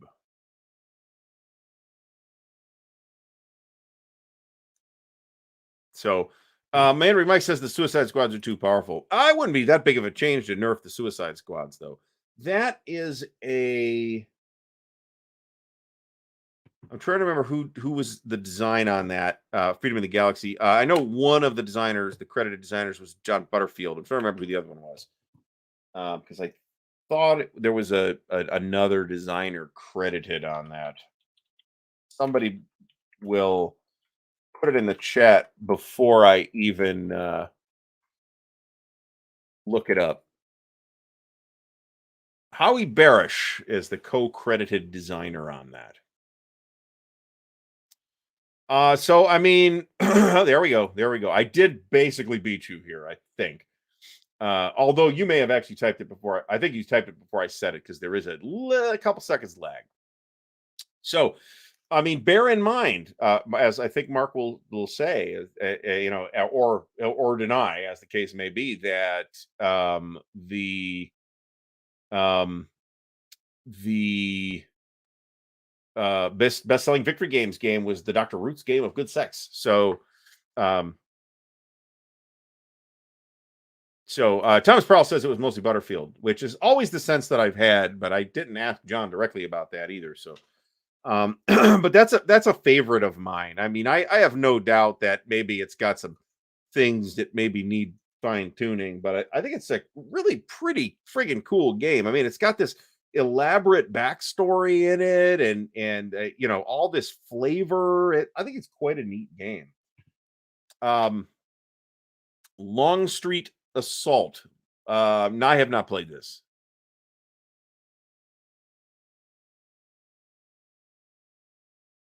So now, Mark, I'm not disputing this in any way, but don't be shocked at a little ribbing when the Dallas the RPG comes out, or the Dr. Roos game of good sex, right? So, but I agree with with Mark completely on this. And this is also a really interesting question: how Freedom of the Galaxy compares to Star Wars Rebellion. And obviously Star Wars, as Perfidious Albion is kind of saying here, um, Star Wars Rebellion is a game that was designed in the last several years, and Freedom of the Galaxy is a game that is not a kind of game how you would approach that kind of game, designing it in recent decades. Let me put it that way. It was definitely just a design of its era, but I kind of like designs of its era, so that didn't bother me.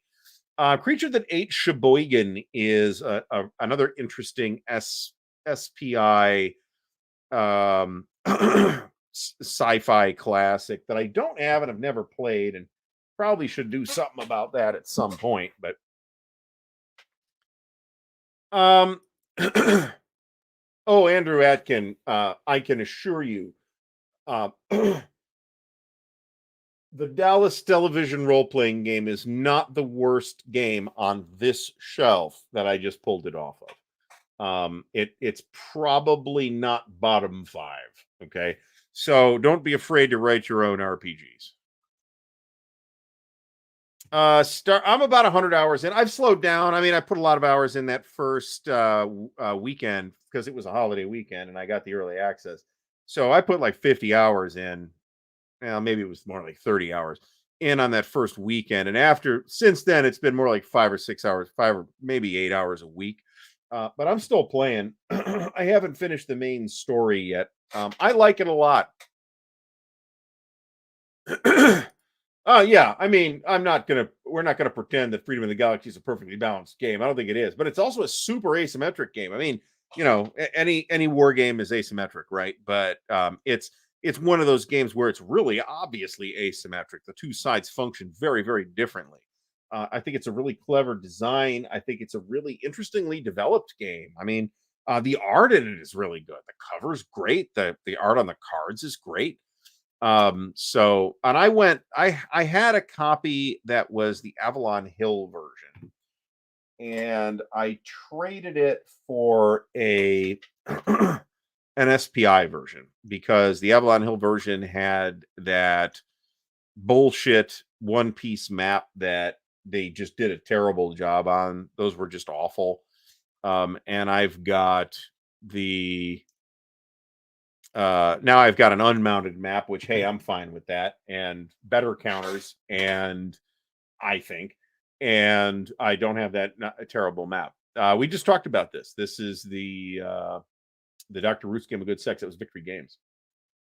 Mark, I wonder. I've always wondered how well the James Bond RPG from Victory Games did, because that was a game I don't know. I liked it at the time, but I don't know that I appreciated how good it was at the time. And I want to say that was an Eric Goldberg design. Uh, This is, and folks, anybody who is here now, the 130 people who are watching right now, I would like this to be your takeaway image from tonight's show is Dr. Ruth and being chauffeured around by Mark Herman, because that is amazing. Yeah, that James Bond game is a really friggin' good game. And for that matter, I really rather like Dragon Quest, and I think that was Eric Goldberg as well. I'm researching a cop. I again had it, got rid of it like a dick. So I I'm working on acquiring another copy, but we'll see. It's got to be at a price I'm willing to pay. So,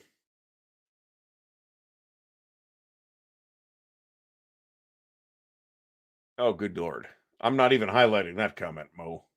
We will not be going there. Yeah, I think so. There were 3 editions of Dragon Quest. There were 2 that SPI did, and the 3rd edition that TSR did once they bought that. And it's the TSR version is the weakest version. They cut some stuff out that they felt would be objectionable to overly sensitive parents. Let me put it that way. And I thought that was a cool element in the original game, and I didn't like that they took it out. So I would prefer to have one of the SPI editions. And they did a boxed version. I think they did two different boxed versions and a book, and then TSR's was just a book. Now I do have the Universe RPG, and I actually have both the add-ins as well. And I have they did a book for Universe too, and that was John Butterfield. The and that's got some interesting things in it too, right? There's some very interesting. There's like a really interesting way to handle stats in that game, actually. Neil Badkey still dabbles with Dragon Quest. I ran Dragon Quest in the world of Tecumel at one point. We only got, I don't know, a handful of sessions of that in, but it actually worked rather shockingly well. So I don't have any of the Dragon Quest. I never had any of the Dragon Quest add-ons, but somebody was nice enough to send me Star Trader, which popped up in S&T, or in Ares, I should say.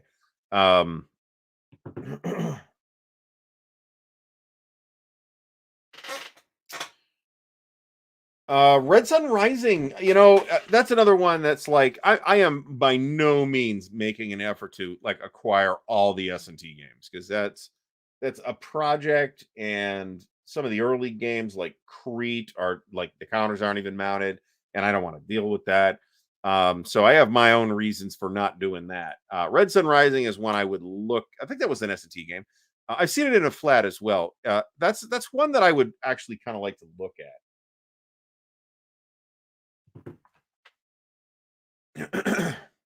There you go. Yeah, Shadow World by the late Terry M. Thor. Unfortunately, Terry passed away, I want to say last year. So there you go. Red Sun Rising. Red Sun Rising. Yeah, I mean, just for the design developer pedigree on this, I think it's probably worth a look right there. So Joe Perez says it was not an S&T game, and I'm prepared to take Joe's word for that. I remember, no. I think all of my recollections of seeing it are actually seeing it in a flat um rather than in the magazine. And it's not like you can't look that up. And Mark says it was only in the flat.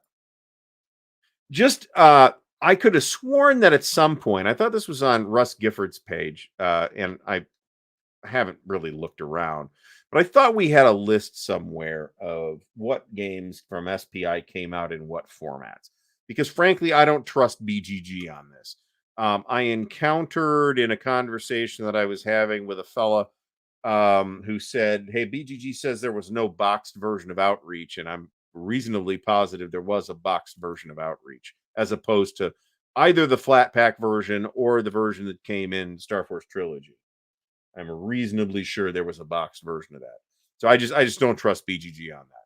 Versus, exactly what games came out only in a box and didn't come out in a flat. Now I could tell you a couple of them: Next War and Campaign for North Africa, but there were others as well. I think Hoff Gap never came out in anything other than a box, I think. So Mark says, well, it's good enough for me. Mark says was a box version of Outreach. I could swear I've seen it. But it seems to be very hard to get. Which is why that was another one of those things where um I was searching for. I had like an open searches that I checked regularly on eBay for years to try and get a copy of Outreach in a box.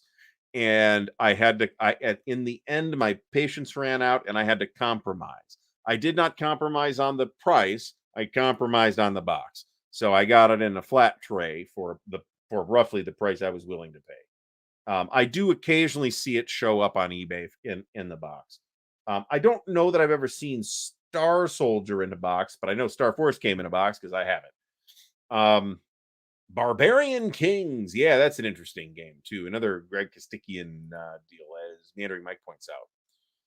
And Greg Kostikian did a lot of really interesting stuff, but I suspect that he's best known nowadays not for his war or board game work, but for his RPG work, because he was the designer, as I recall, of the Star Wars RPG from West End, which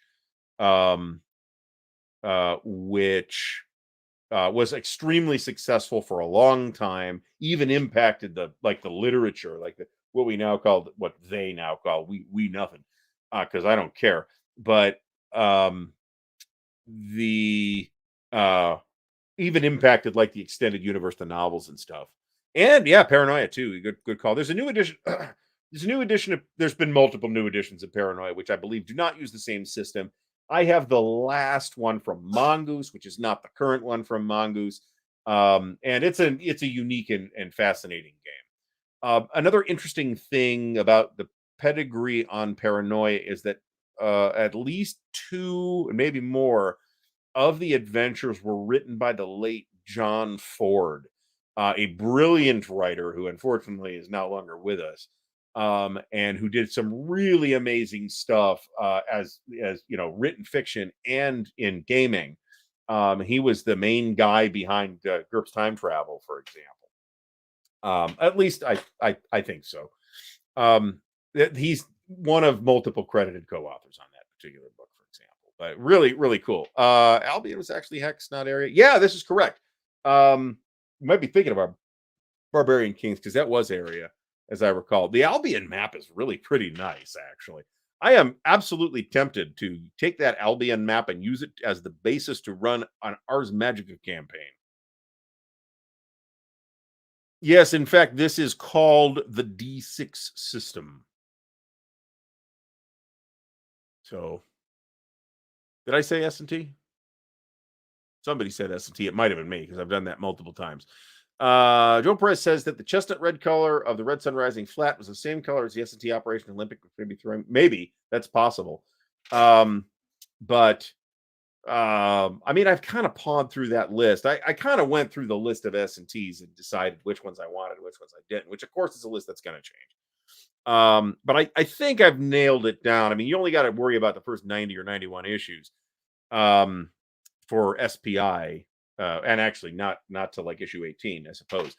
Yellow Clearance Black Box Blues is the one that I've got, actually, and that's why I bought it, because it's a John M. Ford adventure, and it's friggin' brilliant, by the way. So, all right, folks, we're going to wrap this up here. So you should see an unboxing video this Thursday, which means I got to get it done soon. And that'll be the new ASL Action Pack. And I think this might be the unboxing week for the Armchair Dragoons too. I'm not sure about that. There is no show with Dan this Thursday, however, due to my work schedule. So bear that in mind. And then we do have the next Wargames Unearthed episode, which will release next Wednesday. And that will be Russian campaign, or the Russian campaign. And I'll have, it's a just under 10-minute video. That is my time target for that. So, ooh, really? Jeez, I need to look at that. Albion is one of the ones from Aries that I actually do want. Okay, Rollo Baker, thank you so much. Mark Herman, thanks for stopping by. Moro Project, never played it. I was aware of it even back in the day, but it was very primitive production. By the time I actually looked at it, I was like, when the hell was this produced? 1955. So you will miss the toilet updates this week. I'm really prepared to make it, if Dan doesn't, to just do like a little 30-second skit so we can like play that at the beginning of the show, and then it's out of the way. And we could talk about Dan's toilet for our weekly segment, or at least have a title card, Dan's Toilet. So, folks, thanks very much for showing up tonight. If you have not yet done so, please do like the video and subscribe to the channel. Please, leave any comments if you're watching this after the fact in the comments. Shout out once again to the patrons of Ardwulf's Lair, without whose assistance we would not be able to do this. So thank you, patrons. Everybody have a great night, and we'll see you all next week.